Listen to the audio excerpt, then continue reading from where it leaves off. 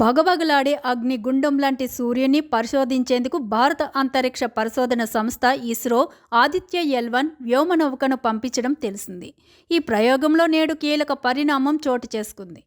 చారిత్రాత్మక ఘట్టం అనదగ్గ రీతిలో ఆదిత్య-L1 భూమికి 15 లక్షల కిలోమీటర్ల దూరంలోని లగ్రాంజ్ పాయింట్ 1 వద్ద ఉన్న సౌర కక్షలోకి ప్రవేశించింది.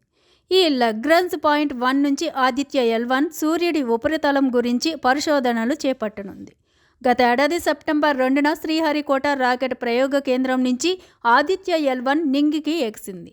ఈ వ్యోమనౌకను PSLV-C-57 రాకెట్ రోదస్లోకి మోసుకెళ్లింది. ఈవేళ లగ్రాంజ్ పాయింట్ 1 వద్ద కక్షలోకి చేరేంత వరకు ఆదిత్య స్పేస్ క్రాఫ్ట్ 127 రోజులు ప్రయాణించింది.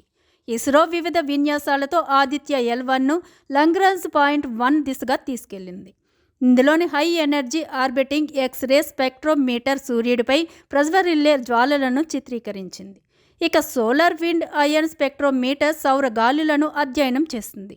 ఆదిత్య-L1లోని సోలార్ అల్ట్రావయోలెట్ ఇమేజింగ్ టెలిస్కోప్ ఇప్పటికే సూర్యుడి చిత్రాలను అతి చేరువ నుంచి చిత్రీకరించింది.